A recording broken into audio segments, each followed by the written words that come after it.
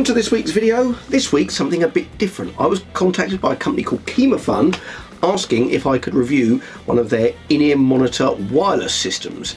Now this is very useful because I was thinking about getting one of these anyway. If you've been watching my videos over the last few weeks, you'll see that I've been starting to use my in-ear monitors with my Quad Cortex, so I've been abandoning the amplifier altogether. Now I've got some proper moulded in-ear monitors and I've been enjoying using them, but at the moment I've been using them with a wired pack. I've got a little wired belt pack, but it means I have to run a lead all the way from the mixing desk to my belt. Now these should eliminate that problem by being wireless. So I had a package arrive this morning.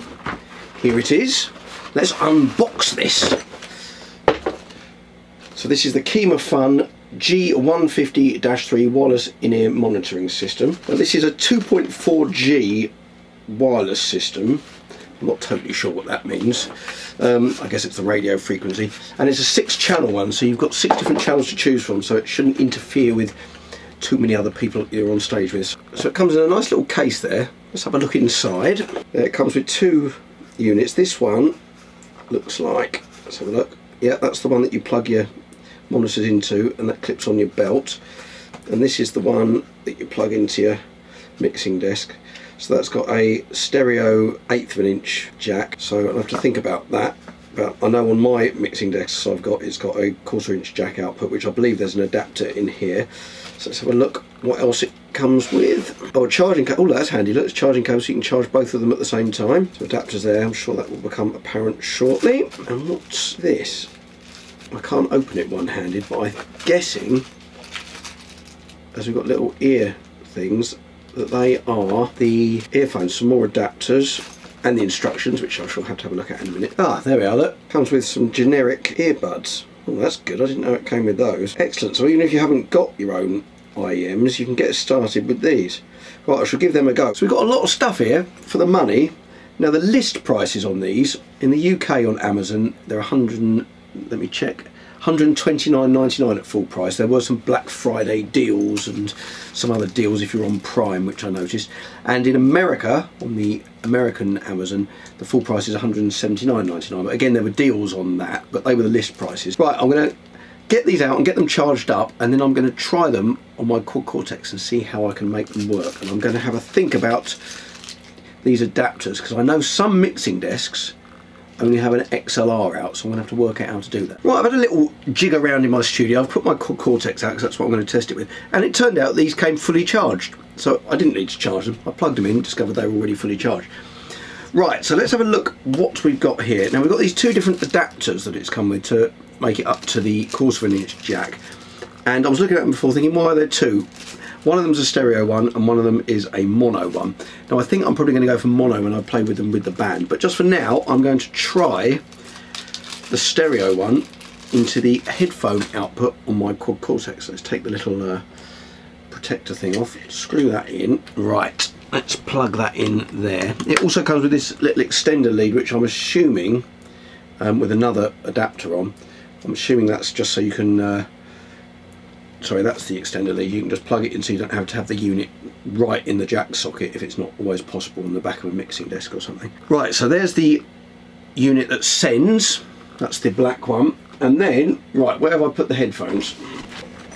Here they are, and I'm going to try these headphones that it comes with, because that seems like a sensible idea. See how comfy they are. Yeah, they feel pretty good. They come with some different sized little silicone ear pad things if you've got different sized ears, but I must have average sized ear holes because these are quite comfortable. Plug this in and let's power them both on. Now I have to confess I haven't, let's take one of these out, can't hear what I'm saying. I haven't actually read the instructions, but right, now they're both set to channel 5 and I'm assuming this has got a volume on it. Okay, let's plug my guitar in. Right, got my guitar plugged in, got sound immediately.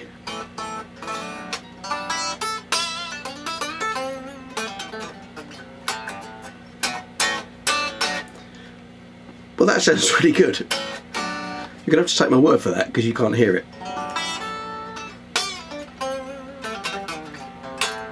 Now I'm experiencing a little bit of latency here. So I don't know whether that's these or whether it's the Quad Cortex itself. I'm going to test that by plugging these earphones straight in. Hang on. Right, I've plugged these straight in and I don't have any latency. So there is a little bit of latency with these, which I guess you'd expect. Now, I'm experiencing that by playing directly into this. I wonder when I'm monitoring a band whether I'm going to have the same thing. So I shall have to wait until I hear that live. But in terms of the sound quality, let's just switch them back again. No distinguishable difference in sound. So the actual sound quality is good. Right, I've been off and I've come back because I've been doing some research, which essentially means looking on the internet, about the latency issue. And as I suspected, all digital wireless devices have a certain amount of latency built in because they have to process the sound. But obviously the more you pay, the lower the latency is.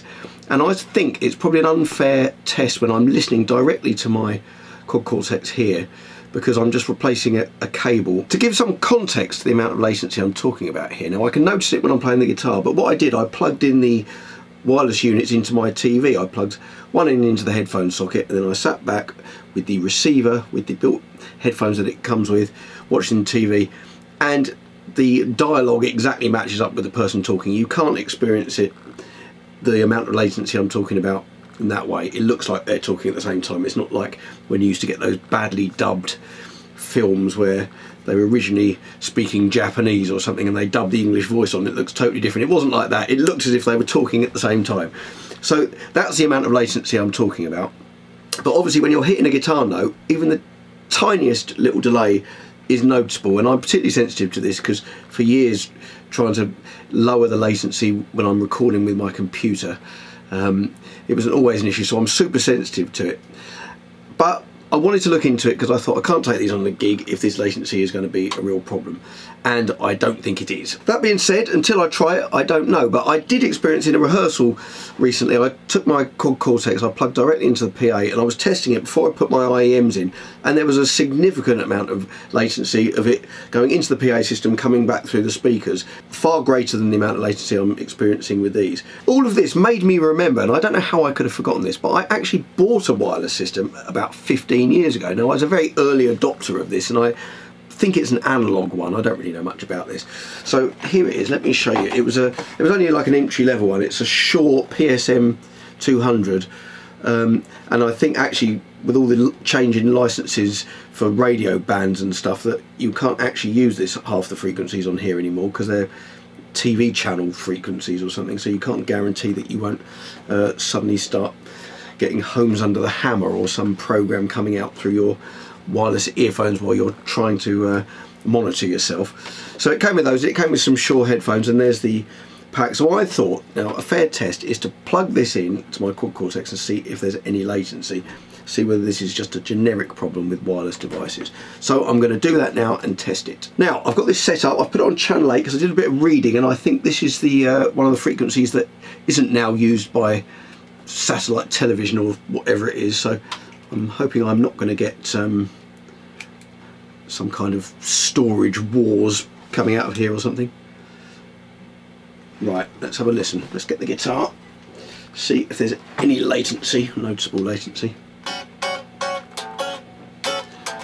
Short answer, no there isn't. As I say, this is analog I think, so it's not doing any processing. But I can't sense any latency there at all. So right, but that answers that question. Now I've been having a think about what I'm going to do on the gig, and I've decided I'm actually not going to take my Quad Cortex and use that, because these are new and I don't like to go both feet in with a brand new piece of equipment without having some sort of backup. Now the easiest way to kind of have a bit of backup in this situation is to have a guitar amp, because if these don't work for me and I'm relying completely on the sound out of my Quad Cortex and I've got no sound on stage, no wedge, just these, and these don't work, then I'm completely stuck. But if these don't work, I can take my earphones out, I can still hear my guitar, there'll still be some sound going on around me, I better hear my vocals somehow.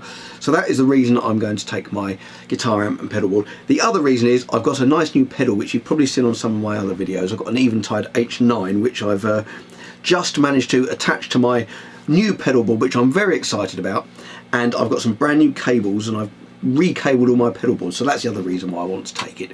Very sad, I know. Right, so I'm going to get ready and packed up, and I'm going to take these and my pedal board and my amp on a gig, and I'll let you know how I get on.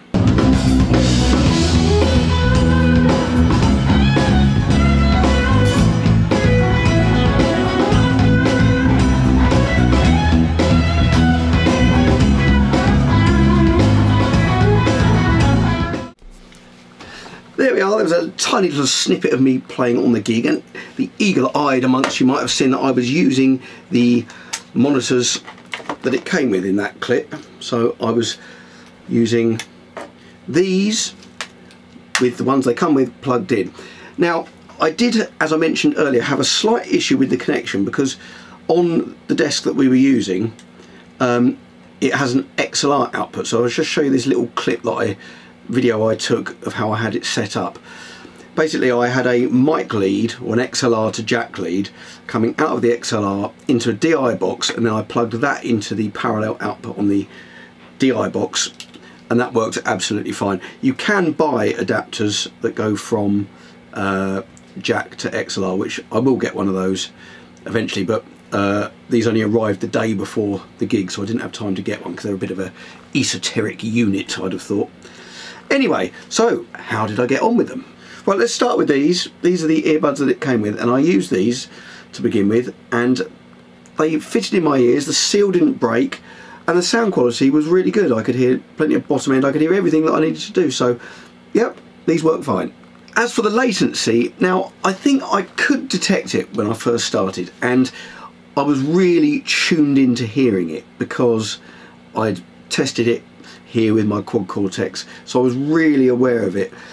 As I said, I'm really sensitive to it, having spent years trying to work out how to get rid of it on my computer. But once things settled down, actually I stopped noticing it. So I did a few more tests as I went along, and I switched these out for my custom moulded in-ear monitors. Now obviously those custom moulded ones fit in my ears much better, and they have more expensive drivers, but they cost £600, and you know, these came with the unit that cost £120 in total, so not really a fair comparison. But I have to say, the jump up in sound quality wasn't that significant. It was slightly better, they fitted better, but I could have done the whole gig on these. The only thing I would say is you don't get as much sound isolation from the outside with these, which would worry me in terms of protecting my hearing, because if I'm getting too much loud noise from the outside that's not been protected, then that would be an issue. But these do cut most of it out, but you can still hear more than you can with the moulded ones. And then finally, just for completeness, I then thought I'd go back to my usual system of using my custom moulded in-ear monitors with my belt pack, which I showed you earlier. It's a Fisher one, it's a good quality one. And I have to say there was a bit of a difference. The wired pack definitely sounds better. There's more bottom end and it's a rounder, warmer sound. But I've experienced that with more expensive wireless packs as well. I think you have to spend a lot of money to get a wireless unit that's going to be as good as a wire. I think that's the same with anything. I think, you know, we've all experienced the Wi-Fi in our house. It never works well as if you plug a cable in. A wire is going to be better. It's connected and there's nothing to interfere with it. And in the past I've used far more expensive wireless packs than these, and I've experienced loads of dropout, which I didn't with these, and a really ridiculous noise floor, like a kind of digital hissing and stuff. But none of that with these. The sound quality was really good. No connection issues whatsoever. So can't complain. Better than more expensive ones I've tried in the past. So to conclude, I think these are unbelievable value. If you want to get started with wireless, just go and get some and try them. You can use the earphones they come with. Certainly for vocals, I wouldn't have noticed the latency at all. It's just with the guitar I'm very sensitive to it, so I picked up on it. But in a live situation, it didn't really matter. As I mentioned before, I didn't experience any dropout of signal, and there wasn't any noise like I've experienced in the past, so that was great. Can't fault them in that respect. And also, they are really plug and play. I haven't looked at the instructions at all, and I took them on a gig and they work. They're really simple. You just have to press the button to select the channel and make sure it's the same on both of them. And there's an on-off switch and there's a volume switch on this one. That's all I needed to do. But I do need to just mention a couple of things which were slight negatives. Firstly, I mean, it's not necessarily a negative, but it's worth considering that not all desks have a jack output. Now, my own desks that I use on my own PA, they're both jack outputs, but on bigger desks they do tend to be XLR, so you will need an adapter because they don't come with one, or use a cable and a DI box like I did. So they still work, but you're going to need something extra rather than what they come with. And finally, the latency thing, maybe not an issue. It didn't bother me once I started using it live. It might be an issue for some people if they're, maybe if you're a drummer or something, it might be an issue, but I don't know. It was okay for me, so all good. Well, I hope you enjoyed the video. I'm bringing out new videos every week. I upload them at 7 PM UK time on a Friday. So I guess what more can I say? I'm going to continue to use them. So if I didn't think they were any good, I wouldn't continue to use them. So I shall show some more uses in my future videos if you want to keep watching and check it out, see how I get on in the future. I'll put the links in the description of where you can get hold of these, so do check them out. They're available at Amazon. KIMAFUN is the name of the company. So check them out, check out the links. Well, I hope you enjoyed the video. I'm bringing out new videos every week. I upload them at 7 PM UK time on a Friday. I'm going to leave you with this clip. It's a longer version of the clip I showed you earlier. The actual gig, it was right in the middle of London, so if I was going to get any problem with interference with these, I'd have thought I would have done. It was right in the centre of London, but I didn't, so there we go, all good. And this was, I think the song's Lovely Day we're playing here, so a bit of a guitar solo, then you can hear me singing at the end, just to hear that I could use these and it worked fine. Anyway, hope you enjoyed the video, and I'll hope to see you next week.